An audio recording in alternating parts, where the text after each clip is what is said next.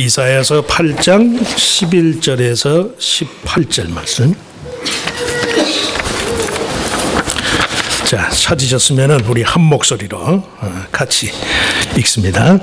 여호와께서 강한 손으로 내게 알려주시며 이 백성의 길로 가지 말 것을 내게 깨우쳐 이르시되, 이 백성이 반역자가 있다고 말하여도 너희는 그 모든 말을 따라 반역자가 있다고 하지 말며, 그들이 두려워하는 것을 너희는 두려워하지 말며 놀라지 말고, 만군의 여호와 그를 너희가 거룩하다 하고 그를 너희가 두려워하며 무서워할 자로 삼으라.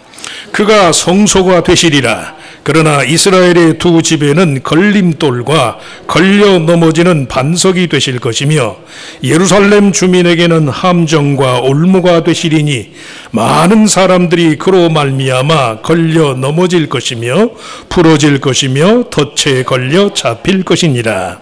너는 증거의 말씀을 싸매며 율법을 내 제자들 가운데서 봉함하라. 이제 야곱의 집에 대하여 얼굴을 가리시는 여호와를 나는 기다리며 그를 바라보리라. 보라, 나와 및 여호와께서 내게 주신 자녀들이 이스라엘 중에 징조와 예표가 되었나니, 이는 시온산에 계신 만군의 여호와께로 말미암은 것이니라. 아멘. 우리 찬양대 특별 찬송 읽겠습니다.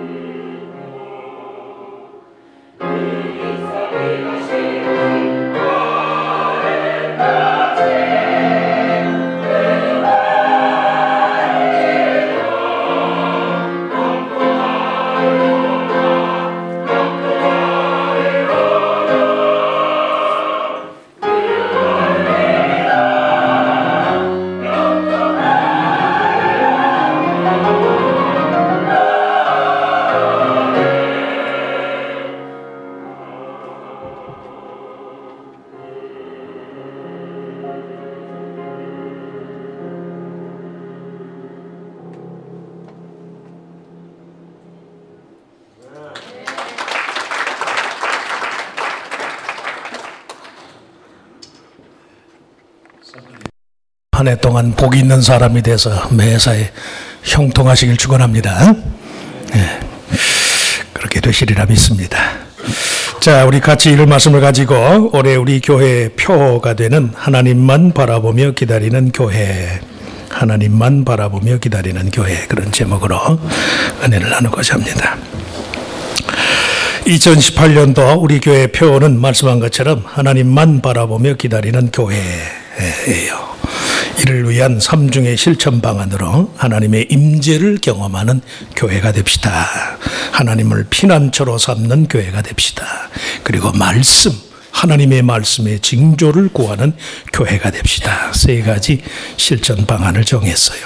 일반적인 견지로는 바라보며 기다린다는 표현이 다분히 소극적인 행동을 의미할 수 있어요.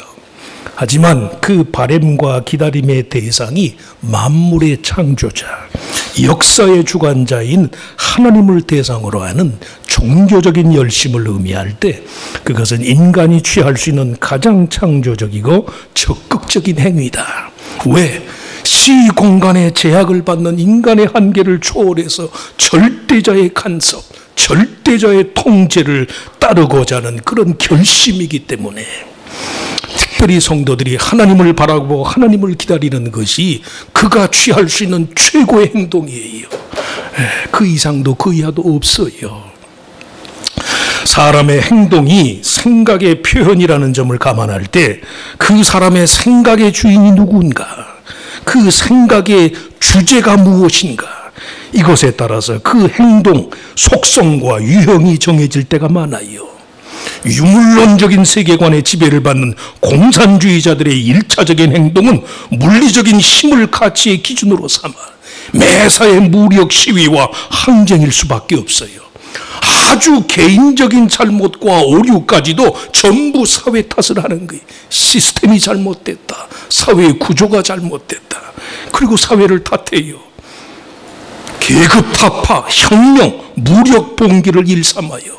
입장이 다른 사람은 전부 타도의 대상으로 삼는 거예요. 의견을 달리하는 모든 사람들을 적폐의 대상으로 삼아요. 전쟁과 폭력이 일차적 행동이 되는 건 당연한 거예요. 그렇게 세계관의 지배를 받으니까.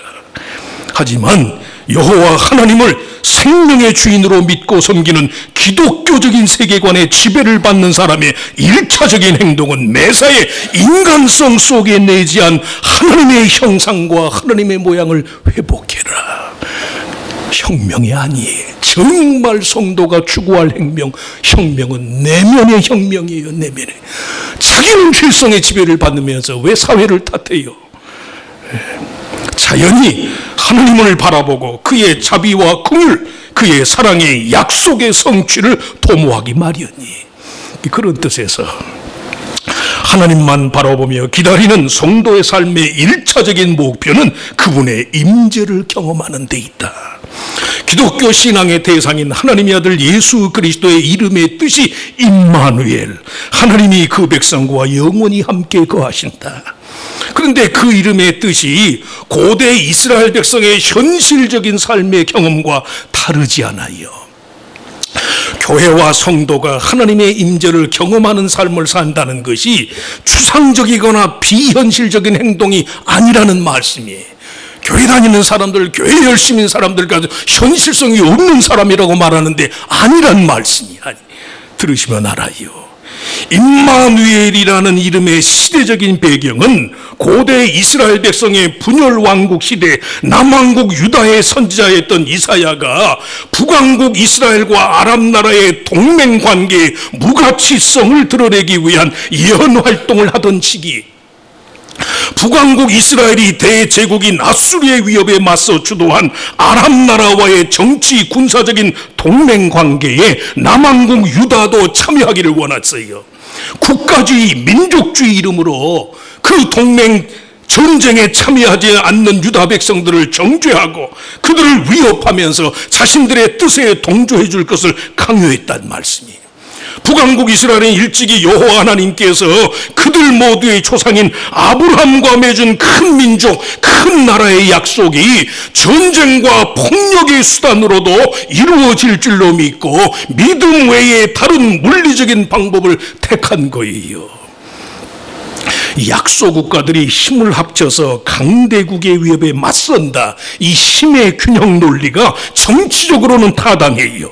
하지만 그들의 신 여호와 하나님께 대한 순전한 믿음의 의무와 조건에 맞지 않기 때문에 이사야의 예언을 추구하는 남왕 유다의 많은 사람들이요 그 일에 동조하기를 꺼려했어요. 읽지는 않았지만 이사야서 8장 9절 10절 말씀이 그 내용이 너희 민족들아 함성을 질러보아라. 그러나 끝내 패망하리라. 너희 먼 나라 백성들아 들을지니라. 너희 허리를 통이라. 그러나 끝내 패망하리라. 너희 허리에 띠를 띠라. 그러나 끝내 패망하리라. 너희는 함께 계획하라. 그러나 끝내 이루지 못하리라. 말을 해보아라. 끝내 시행되지 못하리라. 이는 하나님이 우리와 함께 계심이니라. 임마누엘, God with us. 그래서 성도가 삶의 위기 상황 속에서 개인이나 사회적으로나 맨 먼저 치러야 할 혁명이 있다면요, 내면의 혁명이에요. Inner revolution. 성도라면 그 마음이 하나님을 향하고, 성도라면 그 마음이 말씀에 합당한 이치를 추구해야지, 하나님의 말씀은 거역하면서 사회를 탓하다니요, 혁명을 추구한다니 있을 수 없잖아요. 때로는 전쟁과 파멸의 위협에 처해서도 하나님의 백성은 현실이 강요하는 불안과 공포감의 노예가 되는 대신에 그들의 신 여호와 하나님께 대한 진실한 믿음의 토대 위에서 그의 영광과 주권을 드러내야 할 사람들이에요. 급하다고 내 삶에 내가 주인 될 수 있나요? 급해서 서두르면 더 빠지는데, 더 수영 못하는 사람이 물속에 들어가서 마구잡이로 수영을 해보시라고 더 빠져들 뿐이지요. 다르지 않아요, 인간성이라는 것이.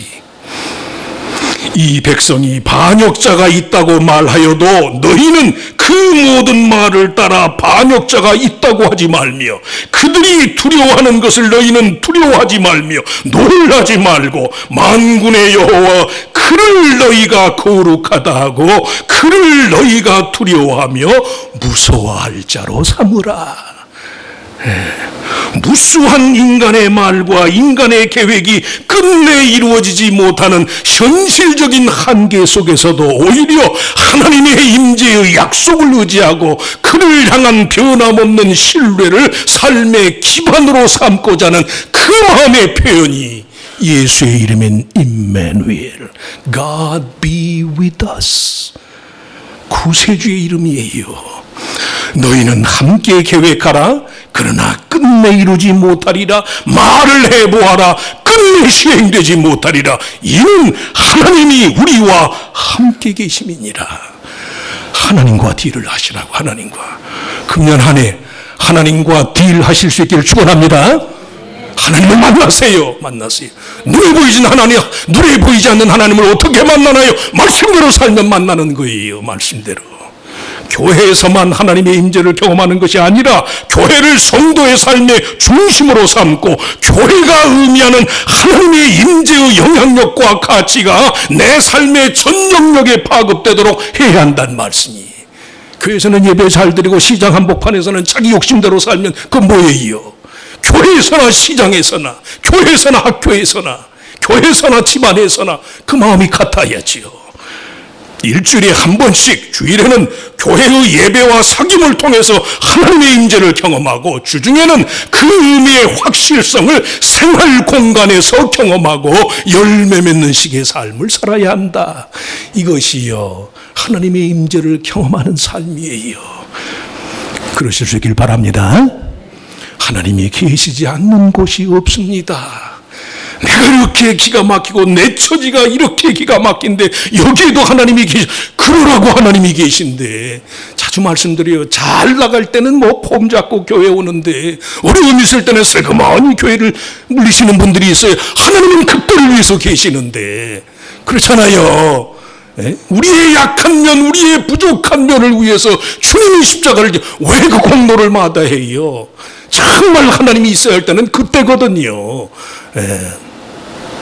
하나님의 임재를 경험하는 교회가 성도가 되어야 한다. 둘째, 하나님을 바라보며 기다리는 교회와 성도는 매사에 그분을 삶의 피난처로 삼아야 한다.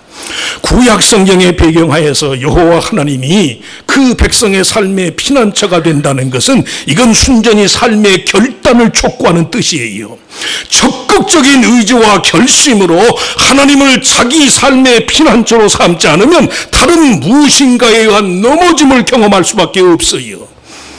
귀에 못이 막히도록 저희 교들의 말 자주 말씀드렸어요.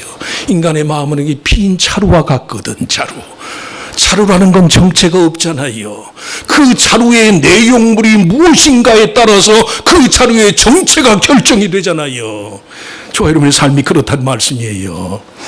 이사야서 8장 13절 15절 하나님께서 이스라엘 백성의 삶의 피난처 성소가 되지 않으면 그의 행하심이 도리어 걸림돌과 거치는 반석 함정과 올무처럼 되고 만다고 말해요. 만군의 여호와 그를 너희가 거룩하다 하고 그를 너희가 두려워하며 무서워할 자로 삼으라. 그가 성소가 되시리라. 그러나 이스라엘의 두 집에는 걸림돌과 걸려 넘어지는 반석이 되실 것이며 예루살렘 주민에게는 함정과 올무가 되시리니 많은 사람들이 그로 말미암아 걸려 넘어질 것이며 부러질 것이며 덫에 걸려 잡힐 것이니라. 뭐가 문제예요? 매사에 견고함이 문제라는 말씀이. 지금 내가 이렇게 힘들지만 이때를 위해서 하나님이 계십니다. 이때를 위해서 하나님이 나와 함께 하십니다. 이런 믿음으로 나아가야 된다니까요. 확실하지 않으면 넘어져요. 확실하지 않으면 내 마음에 이 공간 빈 자루가 하나님에게 속한 것으로 채워있지 않으면 빈 그대로 있는 게 아니라니까요. 자연은 없어요. 자연주의자들이 말하는 자연은 없어요. 있는 그대로 있는 자연은 없어요. 있는 그대로는 다 타락해요. 다. 빈 병에 물 한 컵도 나서 1시간만 지나서 보시라고 냄새 나잖아요. 냄새. 자연 그대로 있어주는 게 어디 있어요? 자연이란 없다니까. 어줍잖은 철학자들이 자연주의 천만의 말씀이 자연은 없어요. 하나님에 의한 창조만 있을 뿐이 창조의 힘과 창조의 능력이 없는 것들 망해요. 썩어요. 쇠퇴해요. 그래서 성도가 믿음으로 충만해야 한다니까요. 사모하시라고. 자루를 채우세요. 확실하지 않으면 넘어지는 거예요. 확실하지 않으면. 미국의 타임즈가 뽑은 2017년의 단어는 침묵을 깨는 사람, 사이런스 브레이커.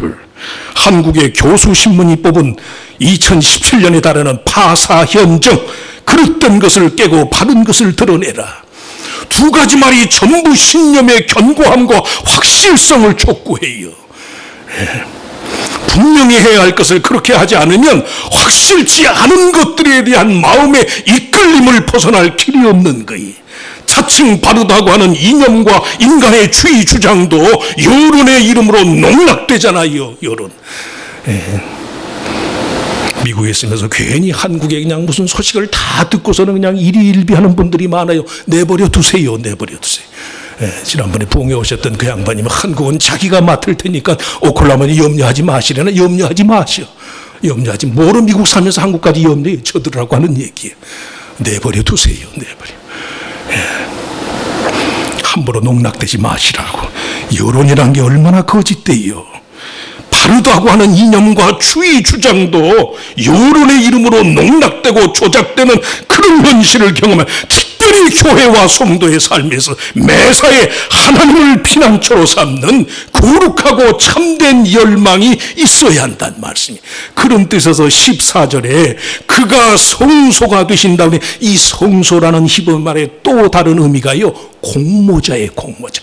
co-conspirator. 누구와 이 일을 공모하는가?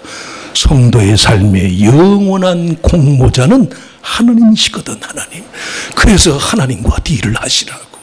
사람들의 말에 결코 일희일비하지 마시고 매사에 다른 누군가와 공모하고자 하는 마음 대신에 하나님을 인생의 동반자로 삼는 삶을 살아라.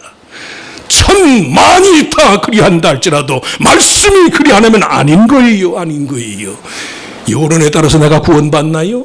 세상 사람들의 여론에 따라서 내가 되면 하늘나라 가나요? 천만의 말씀이 내 입으로 하나님의 심판대 앞에서 내가 기뻐한다고 그랬는데, 내 속에 있는 말로 하나님 앞에 아랜다고 그랬는데요. 절대 여론에 놀아나지 말란 말씀이에요. 공모자, 성도의 삶의 공모자는 주님 한 분뿐이시다.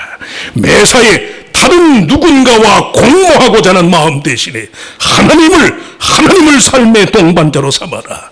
교회 생활도 그렇게 하셔야 돼. 사랑을 나누고 말씀을 나누고 격려를 나누는 건 좋지만 그릇된 일, 바르지 않은 것을 남과 더불어 공모하는 일이 없어야 돼. No conspiracy, only to deal with God. 하나님과 딜하는 사람은 사람과 공모할 필요 없잖아요. 왜? 하나님이 책임져 주시니까. 하나님이.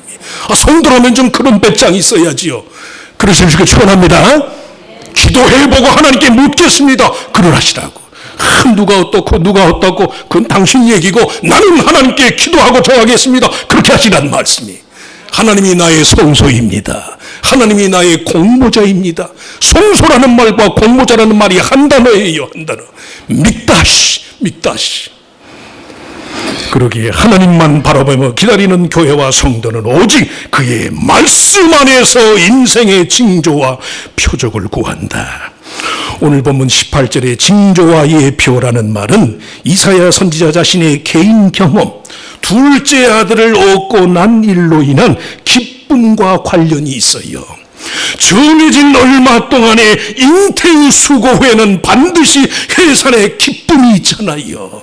10달 동안의 아프고 괴로운 일들이 한순간 아이를 낳건 그 해산의 기쁨 때문에 다 잊어버리는 게, 그런 여자들이 애를 낳지요. 애를 안 낳아서 제가 모르겠지만, 이는 이 아이가 내 아빠 내 엄마라 부를 줄 알기 전에 다메섹의 제물과 사마리아의 노략물이 아수르 왕 앞에 옮겨질 것입니다. 하나님이 그 백성 위해서 하시는 모든 일의 특성과 결국이 그래요. 고통의 시간이 아무리 길어 보여도 그 후에 찾아오는 행복과 기쁨을 상쇄할 수는 없단. 왜? 기쁨은 항상 우월하니까. 성도라면 아무리 깊은 슬픔과 절망의 시면에 처해서도 기쁨과 감사, 소망의 이유를 노래하는 삶을 살아야만 한다는 말씀이. 신학자들은 그것을 거룩한 이고티즘, 세크렛 이고티즘이라고 불러요. 인생의 기쁨은 항상 슬픔을 상쇄한다. 고통과 시련은 행복감을 상쇄할 수가 없다. 이게 거룩한 이기심이라니까. 성경에 기록된 모든 하나님의 말씀은 그러한 성도의 거룩한 이기심에 대한 하나님의 컨펌. 네가 옳다. 네가 아무리 고통과 아무리 시면의 절망의 날에도 희망의 위력을 믿는 네가 옳다. 그래서 하나님의 아들 그리스도가 인간의 몸을 입고 우리 곁에 오신 거예요. 세상을 사랑하시되 독생자를 내어주기까지 사랑하는 하나님 아버지의 뜻과 계획만이 믿는 자의 삶의 징조이고 예표가 되어야 돼요. 다른 것을 추구하는 모든 시도는 넘어질 수밖에 없어요. 믿고 의지하는 모든 그 백성들의 영원한 구원의 징조가 되기 위해서 친히 인간의 몸으로 이 땅에 오신 성육신하신 하나님의 말씀, 성도의 거룩한 이기심을 컨펌해 주기 위해서 주님이 인간의 몸으로 오셨어요. 내 삶이 아무리 절망의 시면에 있다 할지라도 믿음 안에서 하늘을 소망하고 하나님을 갈망하는 희망의 위력을 내가 믿습니다. 소망의 위력을 내가 믿습니다. 이 고통의 시간이 아무리 길다 할지라도 하나님이 내게 찾아오시는 날 그 성도의 삶의 기쁨이, 하나님이 주신 기쁨이 인생의 모든 고통과 수고를 능히 상쇄할 것을 내가 믿습니다. 성도라면 이런 갈망, 이런 열정이 있어야죠. 그래서 참 신앙은 말씀만을 징조로 삼아요. 남이 나게 잘해주면 좋죠. 돈도 주고 뭐도 사주고 뭐도 사주면 좋지요. 사랑은 사랑일 뿐이에요. 내 삶의 사인, 내 삶의 심볼, 이건 하나님의 말씀이에요. 하나님의 말씀. 후진국과 선진국의 차이는 교통법규의 차이에 있어요. 저들하고 하는 얘기지만 아무리 급해도 미국은 빨간불엔 스탑하지 않았었다. 사람이 있거나 없거나. 후진국은 제 마음대로거든. 그러니 사고가 나지요. 말씀이 아니라면 아니에요. 그 반대로 말씀이 그렇다면 긴 거예요. 누가 뭐라 그래도 하나님의 말씀이 그렇다면 그렇단 말씀이. 그 말씀의 뜻을 따라서 살아요. 힘들어도 더러는 마음에 내키지는 않고 삶은 나를 속일지라도 하나님의 말씀을 믿는다는 말씀이. 말씀의 징조를 구하는 성도가 되시길 축원합니다. 말씀에 의한 컨펌, 이것만이 내 삶의 견고한 기초입니다. 감정도 여론도 무슨 인간의 재주도 천만의 말씀이, 진리의 말씀이 주시는 divine confirmation in our hearts, 우리 마음속에 있는 신적인 확신, 이것이 말씀이고 이것이 진리입니다. 말씀의 징조를 구하는 한 해가 돼서 개인적으로나 교회적으로나 하나님이 든든한 후원자가 돼서 만사를 형통케 하시는 그런 교회와 성도가 다 되시기를 주의 이름으로 축원합니다. 축원합니다. 하나님, 새벽도 구해야 할 것이 많습니다. 우리 교회와 또 우리 교회에 속해 있는 모든 성도들, 우리들 자신이 올 한 해 어떠한 삶을 살아야 할까? 결국 결론은 성도라면 하나님만 바라보고 하나님만 기다리는 데 있는 줄 믿습니다. 내 기다림의 대상이 천지의 주인이시고 역사의 주인이시고 나를 사랑하되 독생자를 내어주시기까지 한 그 하나님이 내 기다림의 대상일진데 믿음 안에서의 소망과 기다림이 이 세상의 어떠한 현실적인 조치보다도 위력이 있고 효과적인 줄 믿습니다. 그 마음으로 주님을 기다리되 철저히 깨끗이 정결하게 충성되게 기다려서 언제든 하나님 하고 부르는 순간 사랑하는 아들아, 사랑하는 딸아, 내가 여기 있다. 나를 향한 너의 갈망이 항상 옳은 것이다. 하나님의 인정을 받을 수 있는 우리들 모두가 다 되게 하여 주시옵소서. 사람이 마음으로 여호와를 기쁘시게 하면 그 원수라도 그와 더불어 화목을 청할 것이라는 주의 말씀처럼 우리의 심령으로 하나님을 기쁘시게 하고 하나님을 대망해서 나로서는 도저히 할 수 없었던 일을 하나님이 감당케 하셨습니다. 하나님이 이것까지 이루어 주셨습니다. 이 고백이 우리들 모두의 고백이 되게 하시고 더 견고한 믿음의 토대 위에서 한 해를 승리로 이끌어가는 주의 자녀들, 주의 몸된 교회가 되게 하여 주시옵소서. 믿사옵고 예수님의 이름으로 간절히 기도하옵나이다. 아멘.